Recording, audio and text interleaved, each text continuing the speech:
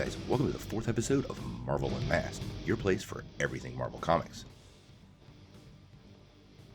Now, before we dive into this episode, we want to make sure everybody gets in on this month's contest. We're giving away a copy of Secret Wars. I mean, it's the greatest Marvel story ever. To get in on the giveaway, all you have to do is be a subscriber, hit like, and leave a comment. Well, everyone, welcome to the 4th episode of our Marvel Unmasked podcast. It's pretty amazing, we've made it this far, and I'm kind of having fun, so let's keep doing it. This podcast sort of originated on YouTube, so we'll call it a video podcast. We are making it available on Libsyn and Spotify, but primarily it's on YouTube, and we'll throw in a few video elements. So if you want to get all the pieces, you'll need to watch it there. If there's something you're specifically missing on audio, I'll try to mention it or at least give better details so you get it too. But I really would prefer if you went over to YouTube, subscribe to our channel, and checked it out there, because that's sort of the original intent of the content. Now, this is a spot where usually our sponsors would chime in, but we don't have any because, like I said, we're doing this for fun. If you would like to sponsor the show, you can hit me up on Twitter. I accept all messages, but you can support the show by subscribing and leaving a comment. This helps us out more than I can tell you guys, so please do it for us. You have no idea. So starting this week, we're going to try to break the show up into sections. We'll open each week with some Marvel shows, then go into movies, and then go into all the other stuff like video games and comics. And this week has been a really big week for Marvel TV. So let's kick it off over on Disney Plus with Wandavision. Now, late last week, we got a report that Hulkling is going to be added to the Wandavision television show. Now, this report originally came from Daniel Rickman, who alluded that Teddy Altman, aka Hulkling, was being cast for the upcoming project. And then it was later confirmed by the Illuminati. Now, there's been a ton of speculation that Hulkling quite possibly could show up ever since we found out Wiccan was in the casting call. And the teenagers have a long history with Marvel Comics. Now, according to the casting report, Marvel is looking for a character named Teddy, Teddy Altman, who is age 16 to 23 and described as a Skrull who requires help from S.W.O.R.D. in order to maintain safety on Earth. Now, if you're a fan of the character, you already know that Hulkling is actually a Kree-Skrull hybrid, so this has me more than a little excited. But then there's the other part of this. Requires help from S.W.O.R.D. Now, we've got a lot of teases that S.W.O.R.D. was coming, and we even saw some uniforms. Right here, it's actually in print, and confirmation that S.W.O.R.D. is now part of the MCU, which should give you some clues on what they may be setting up in the future. Now, I guess this still may fall under rumor category because obviously Marvel hasn't confirmed it, but they haven't confirmed a lot of these things here recently that turned out to be true, and these casting calls have been pretty tight, so I feel pretty strongly about this one. Clearly, WandaVision is going to set up a lot of pieces for the future of the MCU, and one of them very well may be the Young Avengers. If we get Wiccan, Speed, and Hulkling in the show, we literally have about half of the team. And I can't imagine Kevin Feige missing that kind of opportunity or this just happening by chance. Throw in Kate Bishop, who's supposed to be getting her own Hawkeye show eventually. And the fact that we already have Cassie Lang, aka Stature, in the MCU, we really don't have very many pieces left before we have the full team. It seems like this is a trend. As we dig into the upcoming Falcon and the Winter Soldier series story coming up, we'll talk about this a little more. But make no doubt about it, Kevin Feige is setting up the pieces for the Young Avengers. I'm actually starting to wonder now, quite a bit, if all of these shows are actually for that intention themselves. Small, solo projects used to create ensemble teams to put on the big screen. Look at those box office results. What do they usually look like?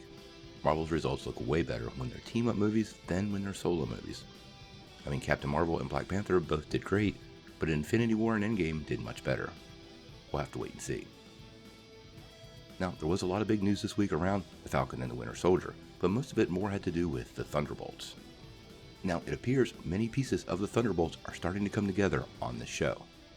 A couple weeks ago, we went through that rumor report about Songbird appearing to be part of a scene on a football field while shooting the show. And then, of course, we have US Agent himself, who's pretty much perfect for the Thunderbolts or the Dark Avengers. Then we layer on a report this week from Murphy's Multiverse. Now, if you don't know who Murphy's Multiverse is, that's Charles Murphy's website. You may know him on Twitter, and he does release a lot of scoops, and he hits them pretty accurately. I don't judge any scoopers because I don't try to do it. I have no idea what's involved. But he does seem to vet his information pretty tightly and tries not to miss too much, so I like to use him as a resource.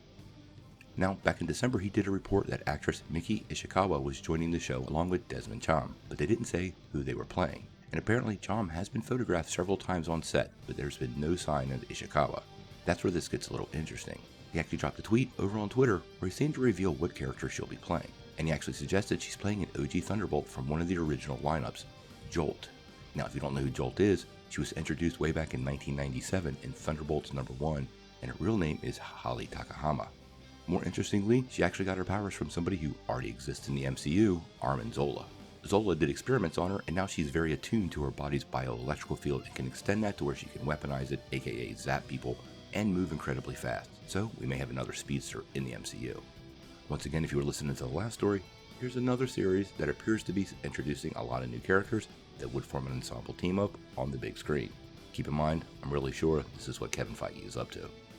One of the other Disney shows we got a little bit of traction for this week was Loki.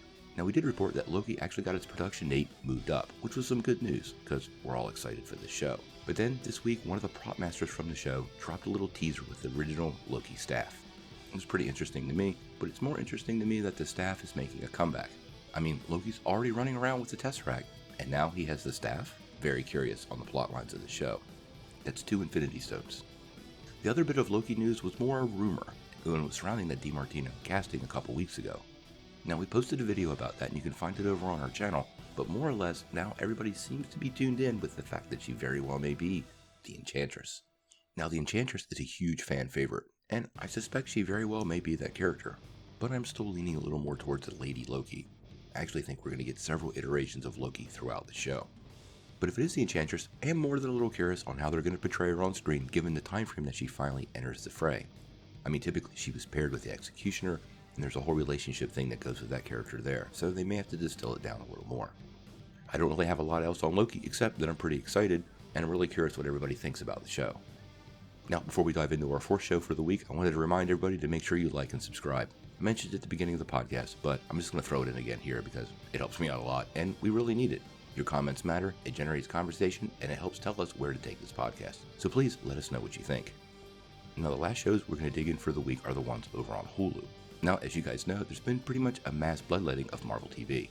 Pretty much everything's been canceled. Well, everything except the 2 shows we have news on this week. This year at the Television Critics Association, Hulu's Senior Vice President of Originals, a guy named Craig Erwick, actually revealed that he's screened the first 4 episodes of Helstrom as well as Modok, and he said he likes what he's seeing, especially some of the horror aspects of the new Helstrom series. He was quoted as saying, "We're in production on Helstrom. I've seen the first 4 episodes of that as well as Modok. I'm really excited about it, and it's definitely a different corner of the Marvel Universe in terms of horror." Now, obviously, we still don't have any release dates or additional information on these shows, but it is pretty good news that they're actually moving forward. I was sort of bummed we didn't get any news about Kevin Smith's Howard the Duck show, but maybe that one's still happening too.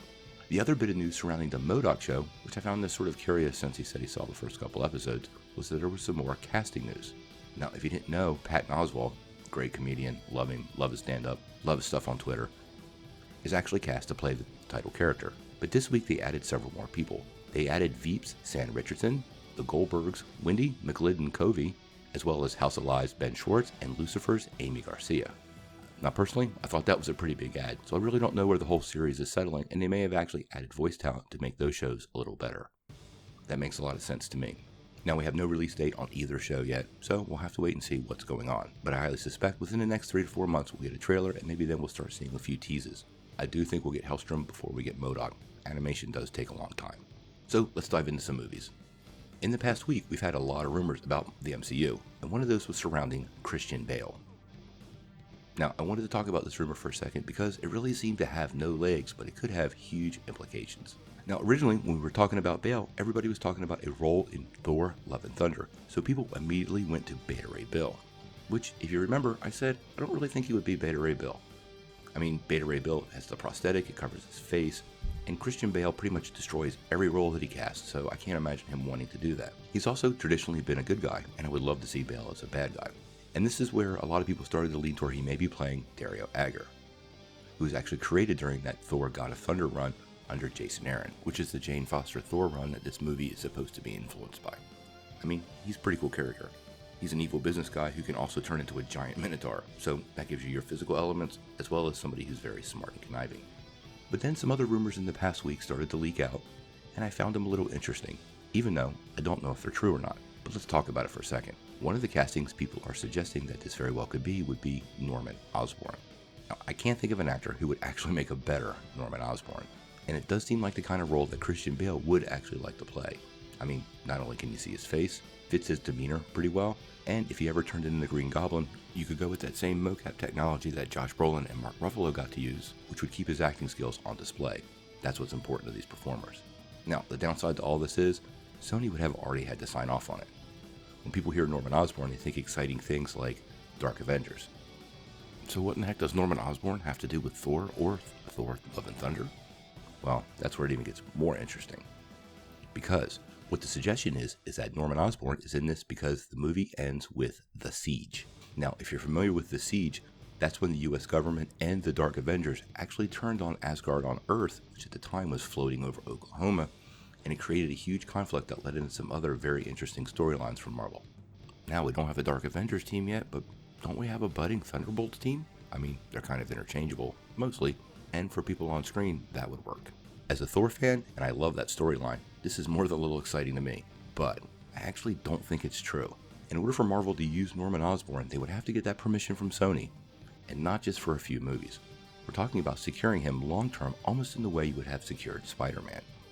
There's no way Marvel would build a long-term storyline around Norman Osborn, especially 4 or 5 movies, which is what the Dark Avengers probably would require, unless they had these details worked out. So although I'm a pretty big fan of Christian Bale, and I would love to see him play Norman Osborn, I think fans are probably barking up the wrong tree here. Speaking of barking up the wrong trees, let's talk a little bit about Patrick Stewart. Now, in the past week, Patrick Stewart actually got out there and told everybody that he had talked with Kevin Feige, and of course fans' heads started exploding everywhere. Now, he was pretty clear he's not playing Professor X again. Both him and Hugh Jackman, at least according to Stewart, had a great ending of those characters, and there's no real reason for him to get back into the chair, as he said. I thought that was a bad choice of words, by the way. But in any case, he said he did meet with Kevin Feige, and people are trying to read some stuff into this, so I wanted to talk to it for a second. He's not coming back as Professor X. He may shoot a flashback scene or a cameo, which will be part of what Feige's building right now, which is a Marvel multiverse. Make no doubt about it, Marvel is going to use the multiverse concept, which was established at the end of Endgame, to help build continuity and a little bit of cohesiveness between all these other projects and what they have right now. If you think for a second that Kevin Feige and crew were not watching the reception to Crisis on Infinite Earth the last couple of weeks, you're crazy. They really wanted to see the fan reception and response to that, including the more mainstream fans, and would they embrace, understand, and get it? Clearly the reception to that was pretty positive, so I would not be shocked if that's the direction Marvel Studios is already planning on going in. So will Professor X be back? Yes. Will it be Patrick Stewart? Highly unlikely.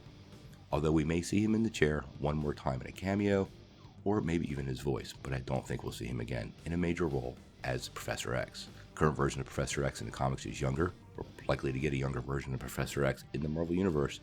And Patrick Stewart is 70-some, almost 80 years old. I think he's past his action hero days. Now, the other big thing we found out this week is Spider-Man 3 and when production for Spider-Man 3 will kick off and some of the locations. Now, it came from comicbook.com, for whatever that's worth, but apparently the next Spider-Man movie is set to start shooting this July, and production will run all the way into November. That's pretty much the standard production time, but it's pretty interesting to me that this movie is moving into production so fast. I would think Kevin Feige would space these out a little more. This puts the movie on track to be released sometime in 2021 maybe? And based on the contractual agreements, from my understanding, they have all the way to 2022 to do that. Kevin Feige is typically a pretty patient cat, so I don't really understand why this feels like it's being rushed right into production right now. Except maybe that was part of the agreement with Sony when they re-signed the Spider-Man contract. It's fairly curious, it might mean nothing, and definitely not as suggestive as some of the shooting locations, so let's move on to those. Now, it's going to shoot in Atlanta, which is always where Marvel shoots its home away from home. They're also obviously going to shoot in New York City, and do some shots in Los Angeles, which will probably do stand-in for New York City. But then the last location was the most interesting one, Iceland. Now, this isn't the first time Marvel's been to Iceland. They went to Iceland for Thor: The Dark World. But what else could they be shooting there? Well, on more than one occasion, Iceland has been used as a stand-in for another rather cold place, Russia. And this is where the speculation starts to pick up. If you're a fan of Spider-Man and Spider-Man comics, you know who's from Russia, Kraven the Hunter. And this has been the long-time rumored villain for the next movie. Kraven the Hunter also fits in really great with the current storyline that Marvel Studios has set up with Spider-Man being framed as a murderer, and with Sony forming the Sinister Six and appearing to be able to use Marvel's villains in some capacity. It makes a whole lot of sense for them too. Now, there's zero other production details for it, and obviously we'll start getting some more information once shooting starts, at least whatever slips past the Marvel snipers. But I do think going to Iceland is very telling, and gives us a ton of ideas of where Marvel Studios is going with this movie, so don't let that go over your head. I'm also rather curious if you guys think this production feels a little rushed, or at least on the express lane to get started, and if that might have something to do with those Sony contractual obligations that just had to be re-signed. Let's jump over to the Sonyverse for a second to debunk something that I really don't think is true. So recently we had that Morbius trailer, and there was that huge surprise appearance at the... Now clearly Sony is setting up some of the pieces for a Sinister Six movie, and you can't have a Sinister Six movie without one of the other key villains. And that's Dr. Octopus. This really got a lot of fans to start to speculate that the character Jared Harris is playing in the movie was actually Otto Octavius. Now it's been reported that he's actually playing the character Emil Nikos, which is a big part of the Morbius mythos. Now these fan theories tend to run wild, but luckily he actually nipped it in the bud this week when he spoke to Variety at the SAG Awards, and this is what he said. No. I love the imagination that the fans have. It's exciting for me to think about the imagination that the fans have, but yeah, no, it's not. So it's not Otto Octavius, unfortunately. But I do think both Marvel and Sony are putting all those pieces together for a Sinister Six movie. Just this isn't one of them. Now delays seem to be the name of the game for Marvel video games right now, because we got another delay this week. Now I'm a pretty big fan of virtual reality content, but unfortunately we're going to have to wait a little bit for that Iron Man VR game. Now the company Camouflage, who's been developing the game for PlayStation 4, actually dropped a tweet this week where they pushed back the release date of the game. Originally the game was slated to drop February the 28th. But unfortunately now, it's going to drop May the 15th. Now, this isn't a very long delay, but it's kind of just another one in a series of video game delays since the beginning of the year. We talked about that Avengers game that already got delayed, but also the Final Fantasy VII remake got delayed, and Cyberpunk 2077 also got pushed back. As far as video games go, I really prefer they get the game right before they release it, but hey, don't tell us the game's coming if it's not going to be ready yet. I mean, hit your release dates, people. The other side of this, it's not coming to Oculus, and I'm an Oculus guy, so I probably won't get to play it, so hopefully there'll be a port. There's also a very interesting addition to Marvel Comics this week. Werewolf by Night is making a return.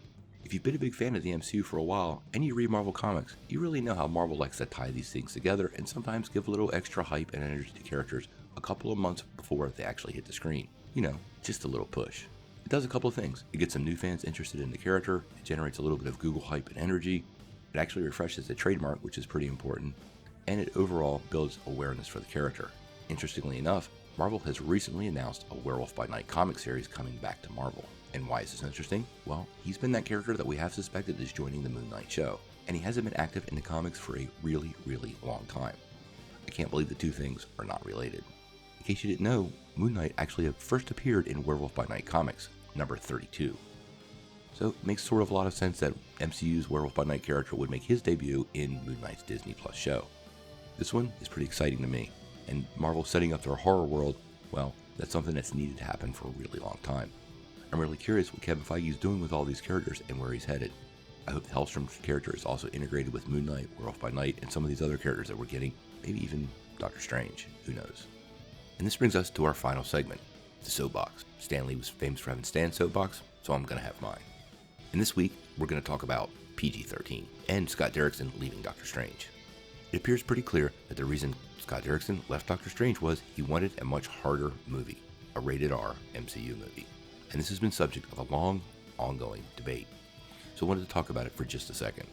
Now, I'm an old guy. I remember the most exciting thing that happened in Marvel Comics was when the Incredible Hulk came on TV, and we found out there was going to be a Captain America and Spiderman TV show. Those were the days where we got nothing. And you know why we got nothing? Because they didn't make a lot of money. The most important thing to superhero movies for the future is that they continue to be economically successful. Now yes, I absolutely love the art of comics, I love the variation, I love the deep dives that some make, and I love the adult content. But that stuff may not make the same amount of money, and they are inherently much more risky. Kevin Feige has built a financial juggernaut, something bigger than anything ever seen in the entertainment industry. People let that escape them. I say this all the time, but it seems like Kevin Feige's biggest problem is finding some place to park the dump trucks that are full of cash. The MCU is making that much money. There's a clear vision and direction, and that's part of what steered them to this level of success. And part of that is encapsulating an audience properly. Now yes, Deadpool is going to be rated R, and it's also going to be released over at 20th Century Studios. Deadpool will not be coming to the MCU to drop F-bombs. That's not happening. When you sign on to be part of a cinematic universe, especially something of this size, you already know you're going to sacrifice a fairly high level of creative control. Now, do I think Scott Derrickson could make a Doctor Strange movie that was rated R that would blow our socks off, scare us half to death, and be something utterly unique in the realm of the superhero genre? I have zero doubt. The guy's resume speaks for itself. But would that movie fit into the MCU? Not likely. Maintaining that consistent vision is what continues to make Marvel grow audiences. They pick up new people with something a little new, and then in the next movie, all those new people return to see the next chapter in the story. It would actually be, to me, quite a step back into the early 2000s and late 1990s when a lot of these superhero movies were incohesive, their tones were all over the place, and fans just simply didn't connect to them and kind of thought they were silly. They also made a lot less money. As more and more time goes on, more and more risks will be taken. We do have rated R superhero movies now. They're just not as prevalent. But there was a day where a rated R Logan or Deadpool movie was out of the question. As the penny pinchers and money investors become less risk aversive to this genre, and I don't really know how much more it would take outside of Endgame being the biggest movie of all time, studios will not be able to grab some of the visions that some of these directors want and transition them into an overall franchise. The director has to be part of the vision, and not being part of the vision will break the overall production of the franchise. No matter how good a director is, even somebody like a Scorsese, they couldn't be placed against the overall value of the franchise in its whole. We're talking about business. So sadly, like I said, I would love to see more creativity, more expansion of the director, more vision, and more independence. But in order to do this, we need more success. Hopefully, success begets more success. Well guys, I think we've hit the end of our time this week, and I'm really curious on what your favorite thing in Marvel was in the last week. Remember, if you don't subscribe to us on Spotify, Libsyn, or over on YouTube, you won't get these podcasts, and you might miss some of that Marvel news. And remember, that's what we try to do. News. We do reports and rumors, but we want to make sure you guys know what they are, and make sure they have a little bit of weight before we waste your time with them. So let us know what you think in the comments below. If you like this video, make sure you press like, click subscribe, and if you don't ring that bell, you won't get any updates. Peace.